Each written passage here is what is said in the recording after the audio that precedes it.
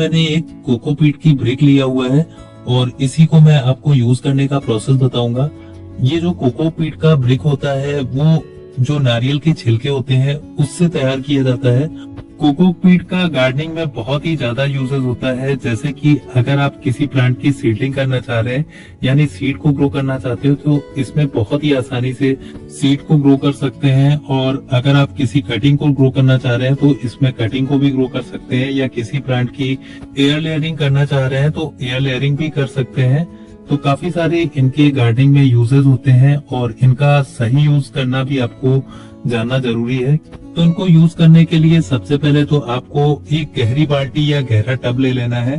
Cocopeat brick को tub या बाल्टी में रखने के बाद आप इसको पानी से भर दीजिए ताकि ये जो कोकोपीट है वो अच्छे से पानी में डूब जाए, और फिर धीरे धीरे करके ये कोकोपीट ब्रिक जो है वो पानी को अच्छे से सक करेगी और फिर धीरे धीरे करके ये बहुत ही अच्छे से फूल जाएगी। तो इसको आपको लगभग 1 घंटे के लिए पानी में छोड़ देना है, इस तरह से पानी को फिल करके। 1 घंटे बाद हम देखते हैं कि हमारा जो कोकोपीट ब्रिक था वो बहुत ज्यादा फूल करके चौड़ा हो चुका है। कोकोपीट ब्रिक ने बहुत ही अच्छे से पानी को सोख लिया है और अब हम इसको कुछ इस तरह से तोड़ लेंगे। ये बहुत ही आसानी से जब फूल जाता है तो टूट जाता है। तो देखिए कुछ इस तरह से आपको इस तरह से पानी में मिला लेना है।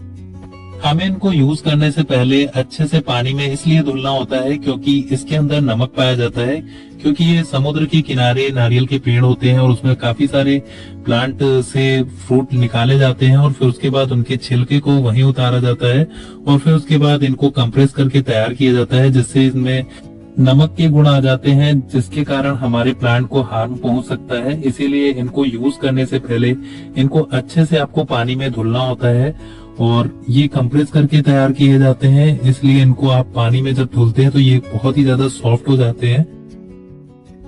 जब ये ब्रिक पूरी तरह से पानी में घुल जाए फिर उसके बाद आपको इसमें से कोकोपीट को निकालना है और कुछ इस तरह से आपको निचोड़ के पानी को निकाल लेना है और फिर उसके बाद आप इनको कहीं भी यूज कर सकते हैं, सीडलिंग के लिए या आप एयर लेयरिंग के लिए या किसी प्लांट की सॉइल मिक्स तैयार करने के लिए।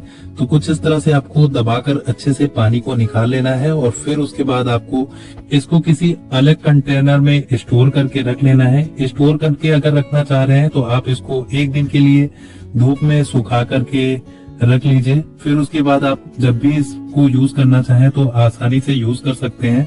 कोकोपीट किसी भी तरह का फर्टिलाइजर नहीं होता है, ना ही इसमें किसी भी तरह का न्यूट्रिशन होता है। इसका यूज करके आप अपने सॉइल को बहुत ही अच्छा लाइट वेटेड बना सकते हैं और बहुत ही सॉफ्ट बना सकते हैं, वेल ड्रेनिंग बना सकते हैं।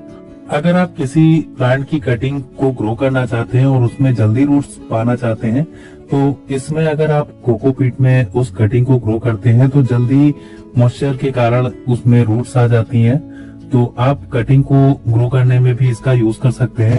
अगर आप सॉइल मिक्स बनाते टाइम इसका यूज करना चाह रहे हैं तो आप 10 से 20% इसकी क्वांटिटी ले सकते हैं। कोकोपीट को निचोड़ने के बाद जो पानी बचा है उसे आप फेंक दीजिए क्योंकि वो किसी काम का नहीं होता है। पानी निचोड़ने के बाद अब मैं इस कोकोपीट को देखिए टब में फैला करके धूप में रख दिया हूँ ताकि ये अच्छे से सूख जाए, और जब ये पूरी तरह से एकदम सूख जाएगा तब मैं इसको कहीं अच्छे से स्टोर करके रख लूंगा और जब जैसे जैसे मुझे यूज करना होगा तो मैं उसे यूज कर लूंगा। तो अगर आप कोई सीड ग्रो करना चाह रहे हैं तो इस तरह से ये जो छोटे छोटे सीड्स हैं उनको इन कोकोपीट में ग्रो कर सकते हैं, बहुत ही आसानी से इनकी ग्रोथ हो जाती है। तो इस तरह से आप सीडलिंग ट्रे के अंदर कोकोपीट को भर लीजिए और फिर उसके बाद आप उस कोकोपीट में जो सीड्स हैं उनको ग्रो कर सकते हैं। इसी तरह से नर्सरी वाले कोकोपीट के अंदर प्लांट को ग्रो करते हैं। तो इस तरह से आप कोकोपीट का यूज गार्डनिंग में बहुत ही आसानी से कर सकते हैं। ये वीडियो अगर आपको अच्छा लगा हो तो वीडियो को लाइक कीजिएगा, चैनल पे नए हैं सब्सक्राइब कीजिएगा। आज के लिए इतना ही, take care and bye bye.